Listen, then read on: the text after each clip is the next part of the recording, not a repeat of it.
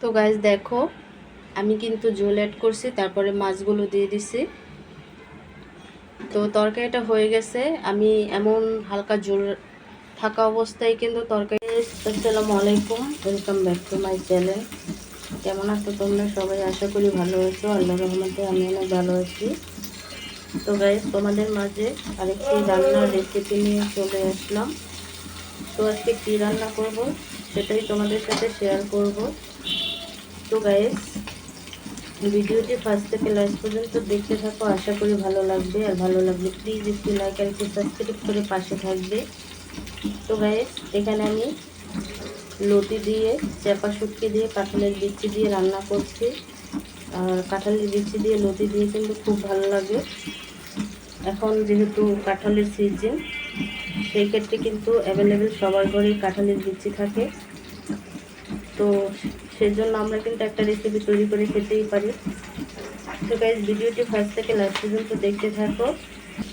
তো গাইস, তরকারি রান্না করার জন্য এখানে আমি পেঁপে নিচ্ছি। আর পেঁপে দিয়ে মাছ দিয়ে খেতে কিন্তু অসাধারণ লাগে। তো পেঁপেগুলোকে আমি ছোট করে কেটে খুব ভালোভাবে ধুয়ে নিচ্ছি। আর এখানে আমি কই মাছটা ভেজে নিচ্ছি। তো তরকারি রান্না করার জন্য এখানে আমি মশলাটাকে ভেজে নিচ্ছি। তো তেলের সাথে ভেজে নেব মশলাটা। তো এখানে আমার মশলা কষানো হয়ে গেছে। তো আমি এখানে পেঁপে অ্যাড করছি। তো পেঁপেটাকে খুব ভালোভাবে মশলার সাথে মিক্স করে নেব আর একটু কষিয়ে নেব খুব ভালোভাবে। আর এখানে কিন্তু আমি আলু ব্যবহার করিনি, শুধু পেঁপে দিয়েই রান্না করব কই মাছটাকে। তো গাইস দেখো, আমি কিন্তু পেঁপেগুলোকে খুব ভালোভাবে কষিয়ে নিয়েছি। আর মশলাটা পেঁপে আর লাউয়ে হালকা দিলেই ভালো হয়, তাহলে তরকারি খেতে অনেক ভালো লাগে। তো এখানে আমি হালকা ঝোল অ্যাড করব।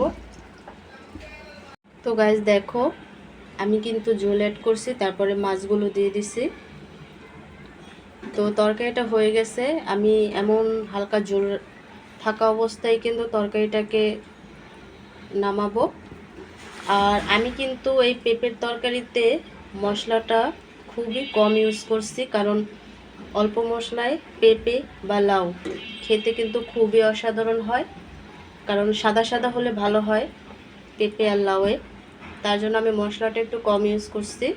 এর জন্য কালারটা একটু সাদা সাদা দেখা যায়। তো গাইস, গরমের সময় যেহেতু পেঁপে লাউ এগুলোর তরকারি খেলে কিন্তু অনেক ভালো হয়, শরীরের স্বাস্থ্যের জন্য ভালো। তো গাইস, আজকের রেসিপিটা কেমন লাগছে অবশ্যই কমেন্টে জানাবে। তো অন্য কোনো রেসিপি নিয়ে তোমাদের মাঝে আবার চলে আসব। আজকে এই পর্যন্তই। সবাই সুস্থ থাকবে, ভালো থাকবে। আল্লাহ হাফেজ।